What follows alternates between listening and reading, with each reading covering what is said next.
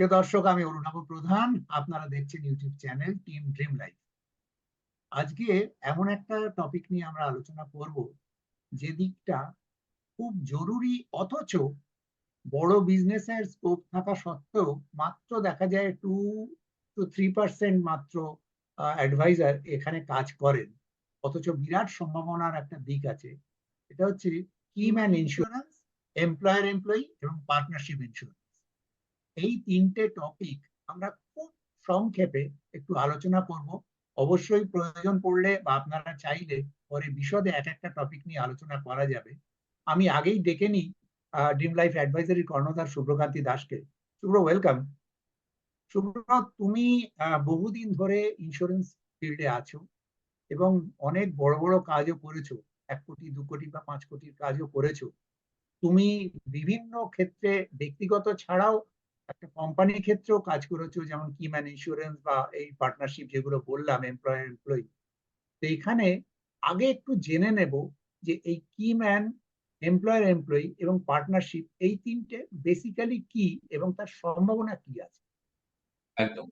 খুব ভালো একটা টপিকস। এবং যারা আপনারা এই ভিডিওটা দেখছেন, কারণ অ্যাকচুয়ালি আমি যেটা প্রথমে তুমি বললে যে মাত্র 2 থেকে 3% এজেন্টরা এটা কাজ করে, কারণ অ্যাকচুয়ালি ডিউ টু নলেজের জন্য বা কিভাবে করতে হবে, কিভাবে বলতে হবে, কাকে বলতে হবে, তো এই যে এটার জন্য এই অনেক এজেন্ট এই ব্যাপারে জানে না বা অ্যাপ্রোচ করে না বা এটা নিয়ে কোনো কাজ করেনি। এবং সেটা একটা মাস লেভেলে এই অ্যাওয়ারনেসটা একটু কম আছে, যেটাকে নিয়ে তার তো এখনকার দিনে দাঁড়িয়ে মানে আমরা যেহেতু খুব লাকি, আমাদের কিছু মেন্টার্স যারা আমাদেরকে এটা শিখিয়েছিল, আমরা কিন্তু খুব ভালোভাবে এটাকে নিয়ে কাজ করেছি। এবং এটা থেকে সত্যি খুব বড়, কারণ এটা এমন একটা জায়গা যেখান থেকে কিন্তু এই ভার্টিকালে বড় প্রিমিয়াম আসার সুবিধা আছে। এবং কোম্পানিগুলো সেখানে কিন্তু এই টাকাগুলো দেয়, কারণ তাদের নিজের বেনিফিট। তো আমি যে তিনটে ভার্টিক্যাল তুমি বললে, কিম্যান ইন্স্যুরেন্স, এমপ্লয়ার এমপ্লয়ি এবং পার্টনারশিপ, আমি বেসিক্স এর জায়গাটা বলে দেবো কাদের এটা করা যেতে পারে। আমাদের কিম্যান ইন্স্যুরেন্স এর ক্ষেত্রে এটা আছে লিমিটেড কোম্পানি বা প্রাইভেট লিমিটেড কোম্পানি যারা আছে, ঠিক আছে, তাদের ক্ষেত্রে হয়। এবং পার্টনারশিপ তো যারা পার্টনারশিপ কোম্পানি আছে তাদের ক্ষেত্রে হতে পারে। এবং এই যে বললাম লিমিটেড বা প্রাইভেট লিমিটেড যেখানে হয়, সেখানে ক্ষেত্রে কিম্যান ইন্স্যুরেন্স এর এর এর জুরিসডিকশন হচ্ছে আমাদের যে কোনো কোম্পানি হোক, সেটা ম্যানুফ্যাকচারিং হোক বা আদার্স কোনো কোম্পানি হোক, প্রত্যেক কোম্পানির কি ম্যান বলতে কি পার্সন, মানে যাদের উপরে কোম্পানি ডিপেন্ড করে। এরকম যে সেটা তার অ্যাকাউন্টেন্টও হতে পারে বা সেটা তার রিসার্চ অ্যানালিস্ট হতে পারে। যেমন যারা সায়েন্সের ডোমেনে করে, তাদের যারা রিসার্চ বা R&D টিমে আছে, যারা তারা তারা কিন্তু কি পার্সন, তাদের রিসার্চের উপরে কিন্তু ফিউচারে কোম্পানির গ্রোথ বা অনেক কিছু ডিপেন্ড করে। তো এরকম ভাবে কোম্পানি জানে যে তার কি পার্সন কোন। তো এরকম কোনো কোম্পানির হয়তো এরকম 2 জন আছে, কারোর 5 জন আছে, কারোর 10 জন আছে বা কারোর 20 জন আছে। তো এরকম এই কি পার্সন, কারণ they are the assets of the company. তো সেখানে ক্ষেত্রে এবং এরা এরা যদি চলে যাওয়া মানে কোম্পানির ক্ষেত্রে ফিউচারে একটা হিউজ লস। মানে যে ব্রেন চাইল্ড অফ কোম্পানি যারা তৈরি করে, সঠিক। তাদের ক্ষেত্রে সেই লোকটা চলে গেল বা তার মতো আরেকটা লোক বা ছেড়ে চলে গেল অন্য কোম্পানিতে, অন্য জায়গায়। তো তাকে রিপ্লেস করা এটা তো একটা বড় জায়গা। এবং সেখানে ক্ষেত্রে এরকমও হয়েছে যে এরকম পার্সন কোনো কোম্পানিতে মারা গেছে, তো সেখানে ক্ষেত্রে তার ওয়াইফ বা তাকে একটা কম্পেনসেশন দিতে হয়। তো সেখানে ক্ষেত্রে এত টাকাটা কোম্পানি কোথা থেকে দেবে? কোম্পানির তো যেটা আমাদের যে রানিং ক্যাপিটাল যেটা আছে, সেখান থেকে বিজনেস থেকে তুলেই আমাকে পে করতে হয়। তো সেখানে ক্ষেত্রে আর আমাদের যদি এই যেটা আমাদের মেন মার্কেটে যে ক্যাশ ফ্লো, সেটাতে ইম্প্যাক্ট করে। কারণ এদের তো একটা হিউজ টাকা দেওয়ার একটা বড় ব্যাপার। তো সেটা বিজনেস থেকে বার করাও একটা বড় ডিফিকাল্ট। তো সেখানে ক্ষেত্রে যদি কোম্পানি আগে থেকে এর প্রভিশন করে এবং সেটা যদি আমরা ঠিকঠাক ভাবে কোম্পানিকে অ্যাপ্রোচ করতে পারি, যারা প্রাইভেট বা লিমিটেড কোম্পানি আছে, যে দুটো তিনটে কারণে কিংবা ইন্স্যুরেন্সে যদি তারা মারা যায় বা তারা চলে যায়, সেখানে ক্ষেত্রে কিন্তু যদি তার ডেথ হয়ে যায়, সেখানে ক্ষেত্রে কিন্তু সেই লোকটার ফ্যামিলিকে দেওয়ার জন্য কোম্পানি টাকা থেকে তুলে দিতে হবে। এখানে তার যে এটা, এবং এটা পিওরলি এখন টার্ম ইন্স্যুরেন্সের মাধ্যমে হয়। আগে আমাদের যে কোনো প্ল্যান দেওয়া যেত কিম্যানের ক্ষেত্রে। তো এখন পিওরলি টার্ম ইন্স্যুরেন্সের জন্য কিম্যান ইন্স্যুরেন্স দেওয়া আছে, যে কি পার্সনদের জন্য। এবং অ্যাজ পার আমাদের এর এর জন্য কোম্পানির লাস্ট 3 বছরের প্রফিট অ্যান্ড লস অ্যাকাউন্ট, তার ব্যালেন্স শিট, যে পার্সন যাকে আমরা করছি তার নিজে 3 বছরের ইনকাম, টোটাল প্যারামিটার, কোম্পানির বোর্ড অফ ডিরেক্টরস এর তার রেজলিউশন কপি, বা আরো কিছু কিছু প্যারামিটার আছে যেগুলো থেকে কোম্পানি ডিসিশন নিয়েছে তাদের ইয়েতে, বোর্ড মিটিং এ, যে আমরা এই ডিরেক্টর বা এই যারা আমাদের কি পার্সনের জন্য ইন্স্যুরেন্স নিতে চাই, এই সমস্ত কপি দিয়ে আমাদের এই কিম্যানের জন্য অ্যাপ্লাই করা যায়। এবং সেখানে ক্ষেত্রে অ্যাপ্লিকেশনের যে মূল্যটা, সেটা কোম্পানি ডিসাইড করতে পারে যে আমি এত নিতে চাই। সেটা অ্যাজ পার তাদের লাস্ট 3 বছরের তার যে প্রফিট অ্যান্ড লস অ্যাকাউন্ট বা তার পার্সোনাল, এর উপর ডিপেন্ড করে ইন্স্যুরেন্স কোম্পানি ধার্য করতে পারে তাকে কতটা কভারেজ দেওয়া যেতে পারে, এবং সেই অনুযায়ী তার এটা এই টার্ম প্ল্যান ইন্স্যুরেন্সটা কোম্পানি নিয়ে রাখে, কারণ ফিউচারে যদি এই লসটা হয় তাহলে কিন্তু তার ফ্যামিলিকে এটা প্রোভাইড করতে পারে। এটা হচ্ছে তার বেসিক্স ক্রাইটেরিয়া অফ দ্যাট যেখানে ক্ষেত্রে আমাদের এই ডিরেক্টর বা আমাদের যারা আছেন আমাদের মানে লিমিটেড বা আমাদের যে প্রাইভেট লিমিটেড কোম্পানিগুলোর ক্ষেত্রে আমাদের এর কাছাকাছি যেটা বললাম এমপ্লয়ার এমপ্লয়ি স্কিমেতেও কিন্তু ঠিক একই ভাবে। একটা একটা একটা প্রশ্ন করি শুধু আমার আগে। ধরো কিমান বলতে যেটা তুমি বললে যে হয়তো রিসার্চ অ্যানালিস্ট, হ্যাঁ, বা একজন কোনো মার্কেটিং এ আছে। আচ্ছা, কোম্পানির যিনি ডিরেক্টর আছেন উনিও তো একটা কি পার্সন। একদমই তাই। এবং সেখানে ক্ষেত্রে হয়তো সব ডিরেক্টর নাও হতে পারে। কোম্পানি হয়তো 4 জন ডিরেক্টর, তার মধ্যে 2 জন হয়তো কি বলে মনে হয় কি পার্সন তাদের মনে করতে পারে। তো সেখানে তার মানে ক্ষেত্রে তাদের তার মানে এলিজিবিলিটি এটা থাকতে হবে। এরকমই যে কি ম্যান নয়, অ্যাকচুয়ালি কি মেন হতে পারে, মানে একাধিক মানুষও হতে পারে। ওমেনও হতে পারে। হ্যাঁ, এবং কোনো রকম অসুবিধা নেই। না। ঠিক আছে, প্লিজ পরেরটাই যেটা এবং এবং এগোচ্ছি। এবং এদের এলিজিবিলিটি অ্যাজ পার আমাদের তাদের কভারেজের টার্ম প্ল্যানের যেরকম একটা রয়েছে, লিমিটেশনস আছে। আপ টু সেরকম 60 ইয়ার্স এজ, আমাদের 18 থেকে 60 এই এজ গ্রুপের মধ্যেই থাকতে হবে যদি এটা প্ল্যানটাকে আয়দায় তারা আসতে পারে সেরকম। প্লাস তাদের হেলথ কন্ডিশনটাও ব্যাপার আছে, যদি তাদের হেলথ মোটেই। পারমিসিবল হয় তবেই তারা কিমেন এতে আনতে পারবে। আর এমপ্লয় যেটা বললাম সেখানে ক্ষেত্রে কিন্তু এই প্রভিশনটাকে একটু অন্যভাবে ডিফাইন করা হয়েছে। এখানে ক্ষেত্রে কিম্যানের ক্ষেত্রে শুধু কিম্যানই মানে এখানে ক্ষেত্রে ডিরেক্টরও হতে পারে। তো এখানে ক্ষেত্রে আমাদের এমপ্লয়ের মধ্যে একটু ডিফারেন্ট আছে। এমপ্লয়ের ক্ষেত্রে যারা কিম্যান ছাড়াও কোম্পানি যদি মনে করে তার এই বিভিন্ন পোস্টে বিভিন্ন লোকেদের জন্য এই এমপ্লয়ের ফিউচার বেনিফিটের জন্য বা তাদের রিটেনশনের জন্য এই এমপ্লয় স্কিম নিতে পারে, যেখানে ক্ষেত্রে যখন সে কোম্পানি থেকে মানে তার রিটায়ারমেন্টের সময় সে একটা হিউজ ফান্ড এখান থেকে পেতে পারে, বা এখানে কোনো যে বেনিফিটটা আছে। এবং এখানে কিম্যানই হোক আর এমপ্লয়িতে যে প্রিমিয়ামটা কোম্পানি দিচ্ছে সেটা সেকশন 37(1) পুরোটাই তার ট্যাক্সের ছাড় পায়। এবং এখানে ক্ষেত্রে যদি এমপ্লয় স্কিমে যেটা আছে সেখানে ক্ষেত্রে নর্মাল এন্ডামেন্ট প্ল্যানও বা টিউলিপ প্ল্যানও এলিজিবল আছে, সেখানে ক্ষেত্রে কোম্পানি যখন পে করছে তখন সেখানে ক্ষেত্রে কোম্পানি ট্যাক্স বেনিফিট পাচ্ছে। পরে সেটা অ্যাসাইন করে দেওয়া হয় যে এমপ্লয় যে যার যার কাছে বেনিফিশিয়ারি যে তার জন্য, এবং সেটা ফিউচারে যখন টাকাটা আসবে তখন কিন্তু ওই বেনিফিশিয়ারি অ্যাকাউন্টে আসবে, কিন্তু সেটা as a parts and that is taxable.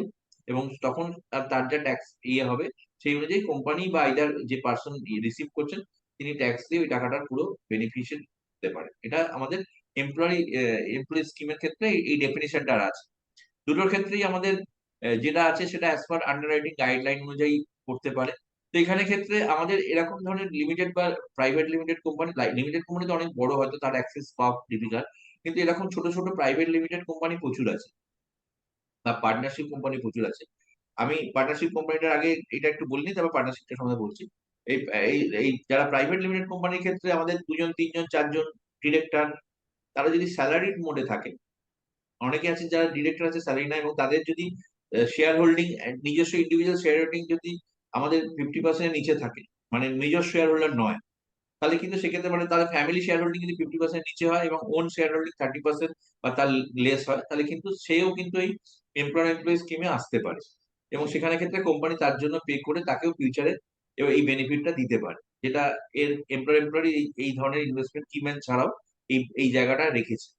আর পার্টনারশিপের ক্ষেত্রে যেটা করেছে সেটা হচ্ছে, ধরুন আজকে সাপোজ 3 জন বা 4 জন পার্টনার মিলে একটা কোম্পানি তৈরি করেছে, সেখানে ক্ষেত্রে ঠিক সেম ব্যাপার হলো একজন পার্টনার যদি ডেথ হয়ে যায় তাহলে বাকি পার্টনারদের তার যে ওয়াইফ বা তার ফ্যামিলি মেম্বারকে ওই তার রানিং ক্যাপিটাল থেকে আমাকে টাকাটা দিয়ে তাকে করতে হয়, সেটা একটা বড় টাফ ব্যাপার। তো সেই ক্ষেত্রে যদি একটা ইকুয়ালি তাদের যে একটা কভারেজ দেওয়া থাকে, তো যদি কিছু হয়ে গেল তাহলে ওই ইন্স্যুরেন্স থেকে তার টাকাটা ফ্যামিলি মেম্বারকে দিল, এবং এটাও ট্যাক্স বেনিফিট পার্টনারশিপ কোম্পানি ওখান থেকে নিতে পারে এবং অ্যাজ পার এই হিসাবে। এবং এখানে কিন্তু পার্টনারশিপের ক্ষেত্রে কিন্তু আজকের দিনে শুধু কিম্যান ইন্স্যুরেন্স টার্ম ইন্স্যুরেন্সই হয়, সেটার ক্ষেত্রে কিন্তু আমাদের কোনো investment plan is not allowed. এবং ওটাও পারপাস হচ্ছে solely আমাদের কিম্যান আর আমাদের পার্টনারশিপের হচ্ছে টু প্রোটেক্ট দ্য কোম্পানি। কারণ একটা কোম্পানির এই লোকগুলো চলে যাওয়া মানে তার থেকে একটা বড় পার্ট চলে যাওয়া মানে পরবর্তীকালে কোম্পানিগুলো সিক হয়ে যাবে। তো সেক্ষেত্রে হলো ফিউচারে এবার তাদের হয়তো দেখা যাবে কারোর 1000, কারোর 2000, কারোর 500 এরকম এমপ্লয়ি আছে। তো এরা প্রত্যেকেই ফিনান্সিয়ালি, একটা কোম্পানি বন্ধ হয়ে যাওয়া মানে তার পেছনে প্রায় কয়েক হাজার লোকের রুটি রুজি বা অনেক কিছু ব্যাপার আছে। তো সেখানে ক্ষেত্রে এটা দায়িত্ব একটা কোম্পানির যে নিজেদের তো ফ্যামিলি আছেই, তাদের যে অ্যাসেট আছে হয়তো তার ফ্যামিলি কোনো ইম্প্যাক্ট করবে না, কিন্তু তার সাথে জড়িত আরো 1000 বা 2000 বা 4000 5,000 ফ্যামিলি। এটা কিন্তু বড় জায়গা, তাদেরও দায়িত্ব কিন্তু কোনো এইভাবে বর্তে যায়। তাদের ক্ষেত্রে যদি একটা কোম্পানি এখন আমরা দেখেছি বন্ধ হয়ে যায়, এতগুলো লোক বেরোজগার হয়ে যায়। তো সেটা তো একটা বড় জায়গা। তো এটাকে প্রোটেক্ট এর জন্য আমাদের সরকার এবং আমাদের ইন্স্যুরেন্স কোম্পানিগুলো এবং এটা প্রাইভেট আমাদের গভর্নমেন্ট সবকটা কোম্পানির ক্ষেত্রে এই ধরনের আলাদা আলাদা প্ল্যান বা ইয়ে আছে। আপনারা এগুলো কোম্পানি ওয়াইজ দেখতে পারবেন, তার প্ল্যানিং নিতে পারবেন খুব স্ট্রাকচারাল ওয়েতে। এবং ইভেন এখন ইউলিপ প্ল্যানও সেখানে কিন্তু একটু ডিজাইন করা যায় ফর এমপ্লয় স্কিম, যেখানে আমরা তাদেরকে এটাও দিতে পারবো যাতে তার রিটার্নটাও অনেক বেশি ইম্প্যাক্টেড হয়। এবং এই এই পুরো তিনটে কিন্তু খুব লিমিটেড, বললাম 2 থেকে 3% অ্যাডভাইজার একমাত্র এই সেগমেন্টে কাজ করে। এবং যেহেতু এটা কোম্পানির ক্ষেত্রে, যারা প্রফিট মেকিং কোম্পানি, সব থেকে বড় ব্যাপার এটা সুবিধা কি, কোম্পানি ভালো প্রফিট করছে এবং কোম্পানির যে টাকাটা রোজগার করে তার উপরে তো আমাদের ট্যাক্স, আমাদের 30% ট্যাক্স প্লাস তার যে টোটাল ইয়ে মিলে প্রায় 37%, 40% এর মধ্যে তার টোটাল ইনকামের দিয়ে দিতে হয় গভর্নমেন্টকে। তো সেখানে ক্ষেত্রে যদি একটা বড় টাকা এই প্রিমিয়ামে যদি কনভার্ট করে, সেখানে ক্ষেত্রে কিন্তু কোম্পানির পুরো লায়াবিলিটিটা কমে গেল, তার ট্যাক্সেশন পার্টটাও কিন্তু একটা বড় বেঁচে গেল। এই 30 to 35%, 1/3 অফ দ্যাট অ্যামাউন্ট তাকে ট্যাক্স দিতে হতো, তার জায়গায় পুরো টাকাটা যখন ফিউচারে যখন আসছে তখন তার একটা বড় ট্যাক্স লায়াবিলিটি। এই ট্যাক্সের প্ল্যানিংটাও কিন্তু থ্রু এই জায়গা থেকে কোম্পানি পে করতে পারে, তার হেজিং যাকে বলে, তার রিস্ক প্রোটেকশন, এটাও কিন্তু আমাদের এমপ্লয়ি বা আমাদের কিম্যান বা আমাদের ক্ষেত্রে পার্টনারশিপ ইন্স্যুরেন্স একটা বড় পার্ট। এবং এইগুলোর জন্য আমি যেগুলো বলছিলাম, বোর্ড রেজুলেশন বা তাদের মেম্বারসদের এটা বা তাদের সমস্ত অনেক কিছু ফর্মালিটিস বা তার ফর্মস বা তার এগুলো কিছু আছে। এর জন্য বিশদে আপনার আমাদের যে সমস্ত ডিপার্টমেন্টের সাথে কাজে আছে বা যারা এটাকে নিয়ে কাজ করে, তো এটা রিটেলের থেকে একটু ডিফারেন্ট আলাদা। কিন্তু এটা যে ওয়ান্ডারফুল ওয়ে, যারা এটার উপরে কাজ করতে চায় বা যারা জানতে চায়, আমাদের প্ল্যাটফর্ম, আমরা যেহেতু আমি নিজে পার্সোনালি এটার উপরে এক্সটেন্সিভলি কাজ করেছি এবং আমাদের যারা মেন্টর আছেন তারাও কাজ করেছেন, তো এর পুরো ডকুমেন্টেশন সাপোর্ট সার্ভিস আমরা প্রোভাইড করে থাকি আমাদের অ্যাডভাইসের জন্য। তো আমাদের টিমে যারা as a dream life advisory, as a life সেলের সাথে যুক্ত, যারা আমাদের লাইফের উপরে কাজ করে, দে অলসো ক্যান অ্যাপ্রোচ তাদের কাস্টমারদের করতে পারে এবং আমাদের দিক থেকে আমাদের পুরো সার্ভিস সাপোর্ট আমাদের তরফ থেকে প্রোভাইড করা হয়। এটা একটা বড় জায়গা। হুম, হুম। মানে অ্যাকচুয়ালি দেখো, একটা পুরোনো কথা আছে না, যে জায়গায় কম লোক যায় সেই জায়গায় কিন্তু সোনাটা পাওয়া যায়। মাত্র 2 থেকে 3%, তোমার কথা শুনতে শুনতে আমি যেটা ভাবছিলাম যে মাত্র 2 থেকে 3% লোক অ্যাডভাইজার কেন এটা করছেন, তার মানে একটু টেকনিক্যাল জিনিসটা তাকে জানতে হচ্ছে। এই টেকনিক্যাল জিনিসটা জানতে পারলেই কিন্তু তিনি যে কোনো এই ধরনের বিজনেস পার্সনকে বা ইন্ডাস্ট্রিকে বোঝাতে পারবেন যে এইটা করলে তার কি অ্যাডভান্টেজ। প্রত্যেক মানুষ নিজের ভালোটা বোঝে, আজ একটা বিজনেসের মালিক বা মালিক পক্ষকে যদি বুঝিয়ে দেওয়া যায় এই কাজটা কেন তার জন্য করা দরকার, অবশ্যই খুব বড় সাকসেস আসবে, তাই না? একদম। ওই টেকনিক্যাল পয়েন্ট গুলো একটু ডিফিকাল্ট বলেই সাধারণত জাস্ট একটা পলিসি করার থেকে এটা আলাদা, যেমন বললে অনেক কাগজ লাগে, কিন্তু সেই ব্যাপারেই আমি যারা এই প্রফেশনে আছেন তাদেরকে বলবো, এইখানেই তো ড্রিম লাইফ অ্যাডভাইজারি এগিয়ে এসছে। একদম। সমস্ত রকমের টেকনিক্যাল হেল্প এবং যাকে বলে হ্যান্ড হোল্ডিং, হাত ধরে এগিয়ে নিয়ে যাওয়া। কারণ আমাদের কাছে রয়েছে তো যাবতীয় ডকুমেন্ট এবং আইনি ব্যাখ্যাগুলো, কাজে সব দিক থেকে আপনারা সুবিধে পাবেন।